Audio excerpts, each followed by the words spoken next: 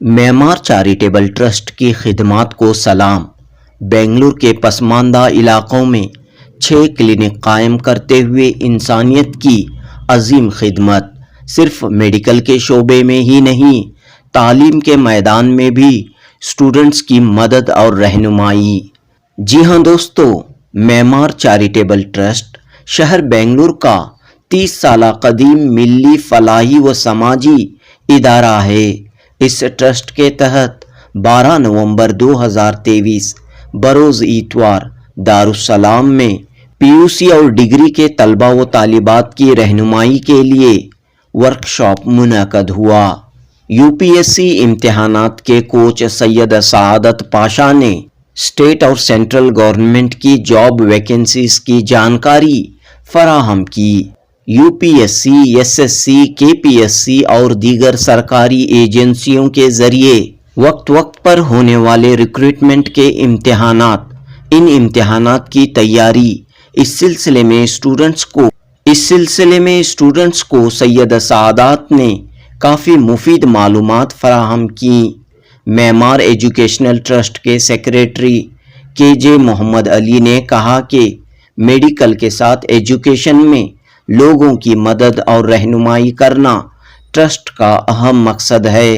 न सिर्फ career guidance बल्कि ज़रूरतमंद और मुस्तहक तलबा व तालिबात को यूपीएससी और दीगर इम्तिहानात की कोचिंग के लिए माली मदद भी ट्रस्ट की जानिब से दी जाएगी।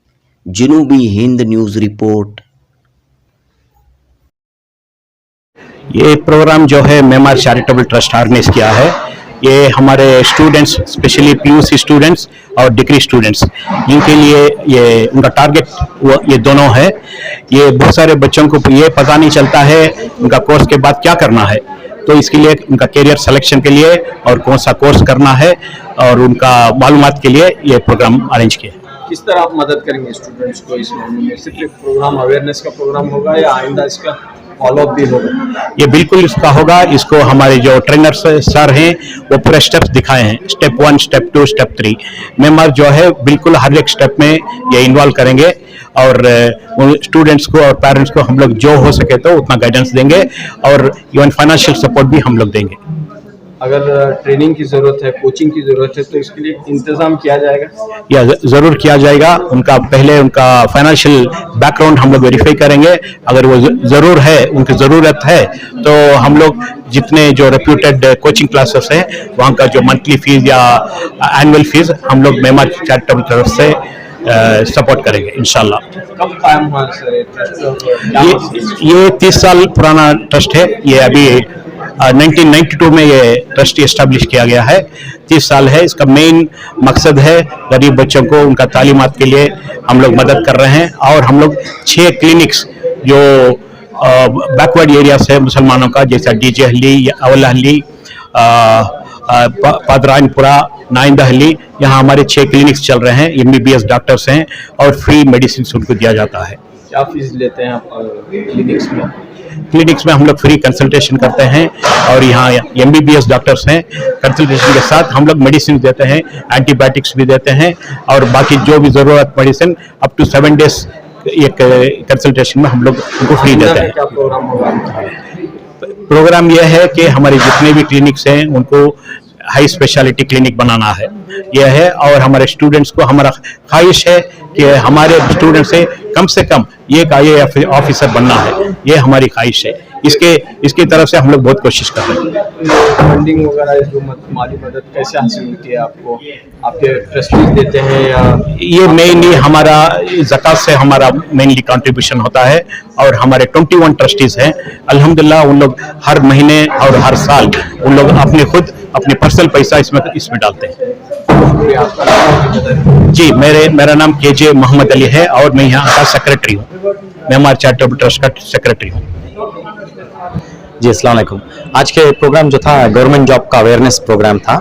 ये म्यांमार ट्रस्ट बेंगलुरु की तरफ से ऑर्गेनाइज किया गया था दारुस्सलाम में।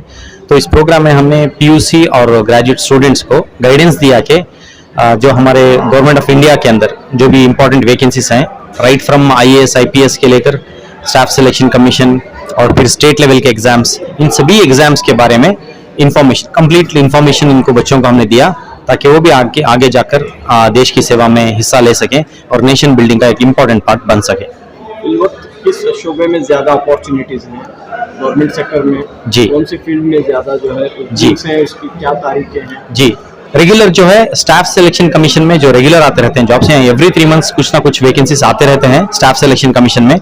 अभी बहुत ही नजदीक से staff selection commission general duty police का आएगा, वहां पे बहुत एक मोर देन 50,000 वैकेंसीज एक्सपेक्टेड है। 24 नवंबर को उसका डेट भी एक्सपेक्टेड है, तो बहुत सारे वैकेंसीज आ रही हैं। इससे पहले हाल ही में कर्नाटका स्टेट का कमर्शियल टैक्स इंस्पेक्टर का कॉल किया गया था, उसकी अर्जियां अभी इंटेलिजेंस ब्यूरो में कॉल हुआ है, मल्टीटास्किंग स्टाफ बोल के, जो कि 10th स्टैंडर्ड के बच्चे भी अप्लाई कर सकते हैं इंटेलिजेंस ब्यूरो में काम करने के लिए।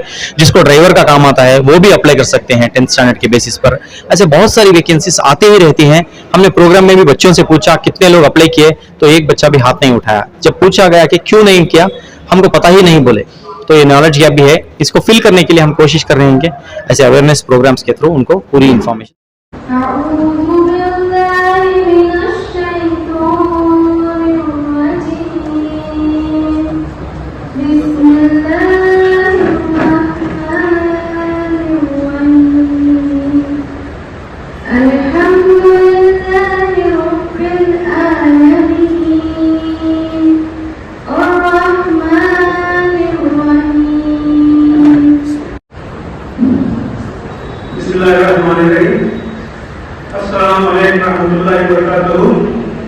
On behalf of Myanmar Charitable Trust, it's a privilege and honor to welcome all the students, their parents, Myanmar trustees, Myanmar beneficiaries, all our guests, and our special person today who has got lot of accomplishments.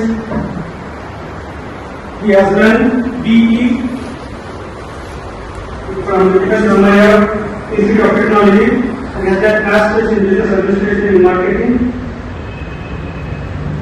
So he was working as an assistant manager at Genpact for almost 7 years, just to serve the community with the intention of serving the students and the future leaders of the community. He resigned from the job and he took the responsibility of this career counseling. He is an international career coach, competitive exam trainer, and his employment experience includes the vast faculties, including TIC exams, India for IAS, Southern Academy and Namma KPS in Bangalore, ESIS Bangalore.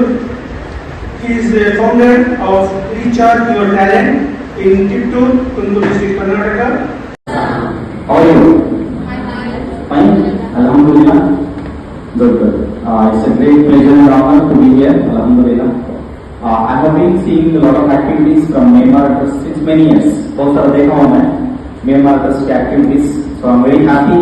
आज उनके साथ ही एक session करने का भी मौका मिला, तो अल्लाह का बहुत बड़ा शुक्रिया है और बहुत खुशी हो रही है इतने बच्चे ऑन टाइम आए हैं and on time we have started the event also. I'm very happy about this. So I really appreciate your promptness that you people have come on time. Alhamdulillah. This shows your seriousness, your commitment. Very good. Alhamdulillah. Clap for it. Right. Very good. So we are starting with a positive note. Alhamdulillah. So Sari has told about me already. So I entered this career guidance sector 8 years back. Okay. So since then I have trained almost 15,000 plus students. We have got benefited from various trainings, and now we are focusing more on competitive exams like IAS, IPS examinations, how to get into CBI, all those things. Alhamdulillah, we are training. Okay. So inshallah, in my session, first thing will be I will give you complete guidance about various competitive examinations in India. Okay. Right from the highest level to lowest level. That is one session.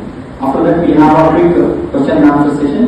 Then OTC में 2 people देख लेना, correct income certificate मिल जाएगा. That income certificate is valid only for the schemes of state government only. Karnataka state government में जो आता, या आपका job का हो, स्कॉलरशिप का हो, जो भी हो, उसी के लिए उसका एलिजिबिलिटी है सर. सिर्फ उस स्टेट के. आप स्टाफ सिलेक्शन कमीशन के लिए अप्लाई कर रहे हैं, आप कर्नाटका की जो है इनकम सर्टिफिकेट डालेंगे वो गवर्नमेंट किया है. That is central सेंट्रल में अलग रहता, सेंट्रल में ओबीसी को अलग मीनिंग रहता, okay.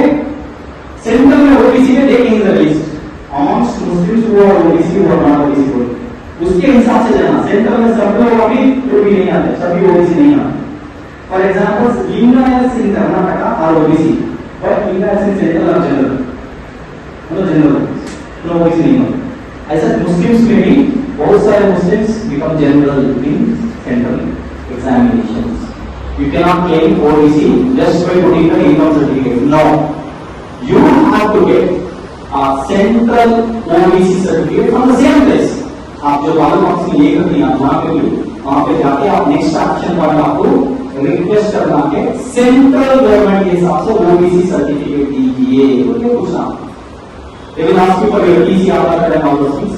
If they give you OBC, alhamdulillah take it. If they say no, you don't belong to OBC, your caste is general करके बोले तो then you apply for EWS category. You getting the point? First you aim for central OBC. If they say no, your eligible आपकी caste नहीं है आपके बोले तो sir give me EWS. Okay? EWS के सिंपल प्रोसीजर है, वो भी बता देता हूँ मैं आपको। आपको एक ये देना क्या? फैमिली पे अटेस्टेशन बोलते हैं, वंश रक्षा बोलते हैं।